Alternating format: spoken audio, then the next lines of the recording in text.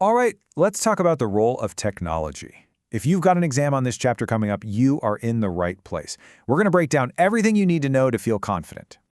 So, let's kick things off with the single most important idea in this whole topic.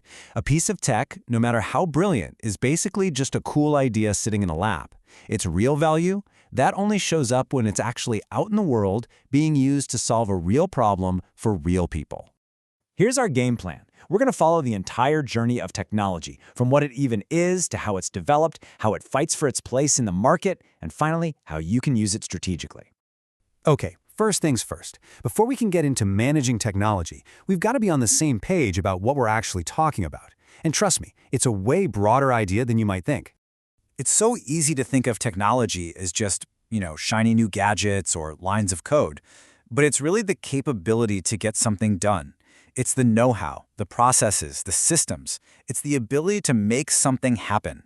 And here's what's so interesting. These two sides, product and process, are totally intertwined. You really can't have one without the other. Think about it. A brilliant app, that's your product tech, is completely useless without the servers and support systems, the process tech, to keep it running smoothly. Okay, so let's move on. How does a raw, promising idea actually become a real thing that you and I can use? Well, it's a long and often pretty bumpy road from the research lab to reality. You see a headline about some amazing breakthrough in a lab, and it sounds incredible, right? But that's a long, long way from being a commercial success. So how do we track its progress without getting swept up in all the hype? Well, that's where this comes in handy. The Technology Readiness Level, or TRL model. Think of it as a roadmap. It shows you, step by step, how tech matures from just a basic idea all the way to a full-blown market launch. Every step up means the tech is more proven and less risky. And the progress of that technology usually follows this classic S-curve. At the beginning, it's slow-going, really tough to make improvements. Then, boom, you get a few breakthroughs and performance shoots up really fast. But eventually, you start hitting its natural limits, and things level off again. Now, once a technology is ready to hit the market, a whole new fight begins. And in this fight, just being the best from a technical standpoint, well, that's often not enough to win. This brings up a super interesting question, doesn't it?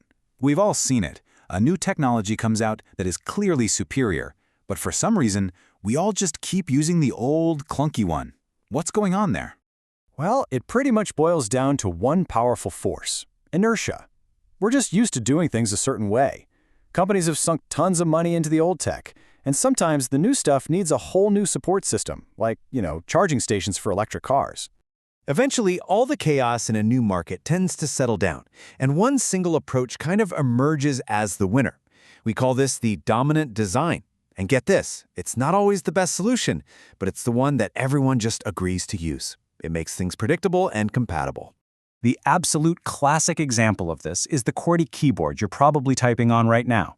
It was literally designed to slow people down to keep old-school typewriters from jamming. There are way better, faster layouts out there, but QWERTY won the war a long time ago. Now, it's just too ingrained to change. That's the power of a dominant design.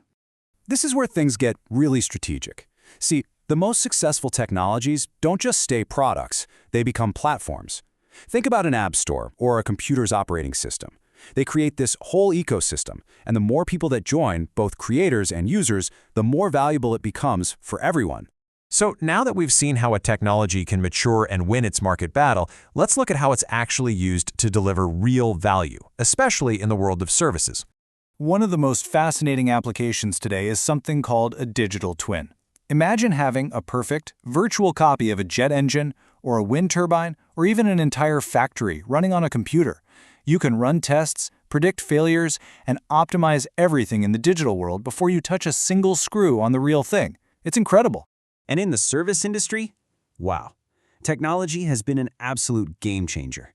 It gives us a level of personalization and speed that used to be impossible. I mean, think about self-service apps, chatbots, or tracking your pizza in real time. It makes everything so much more efficient. But, and this is a really big but, there's a catch. The whole point of using technology in a service is to make life easier for the customer. If your app is a confusing mess or your chatbot is useless, you're not adding value. You're just creating a new kind of frustration. Okay, so we followed this whole journey from an idea in a lab to a product in the market. So what are the big lessons here for any organization? How do you turn all this knowledge into a smart, winning strategy? The source material breaks this down into 7 crucial lessons we can learn from the history of technology. Now, this is definitely prime exam material, so you might want to pay close attention here. So the big takeaway is that market success is about so much more than just technical specs. Things like price, timing, how easy it is to use, and having the right support systems in place are just as important. You can't just fall in love with the technology itself. With all these moving parts, you can't just wing it. You need a technology strategy. This isn't about chasing every new, shiny object. It's about making deliberate, focused choices about where to put your time and money, and why. And a really practical part of that strategy is to classify your technology. This table is a super useful tool. It forces you to ask, is this technology just something we need to have to even be in the game? Is it our secret sauce, or is it a bet on the future? The answer tells you exactly what to do with it. All right, deep breath. We have covered a ton of ground. Now let's really lock in that knowledge and make sure you're ready for your exam with a few practice questions. Okay, first question up. Take a second to think about this one. Why is that idea of a dominant design so powerful? Why does market acceptance often beat technical perfection?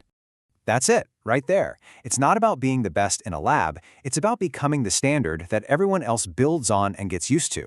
Once that happens, the network effect takes over, and it becomes incredibly difficult for even a much better alternative to break in. Question number 2. Let's say a startup has this amazing new tech, and they tell you it's at TRL 3. Why should you be pretty skeptical if they promise they'll be launching it in 6 months? Exactly. TRL 3 is really just the, hey, look, this idea isn't totally crazy stage. It works on a lab bench. But the road from there to a reliable, scalable, affordable product is super long and filled with challenges. Promising a quick launch at that stage is a classic mistake. And our last practice question. This one goes right to the heart of strategy. Explain those 3 types of technology, basic, key, and emerging, and tell me why sorting them like this is so useful. And that's really what strategy is all about, right? Making smart choices with limited resources. This framework gives you a clear way to decide where to focus your energy. You pour resources into protecting your key tech, you place small, smart bets on emerging tech, and you handle your basic tech as efficiently as you can. So let's end on this final thought. Technology itself is just the tool, the capability. True innovation, that only happens when that tool is used to create real, undeniable value for a customer, when it solves a problem they actually have. All right, that's it from me. Good luck with your exam.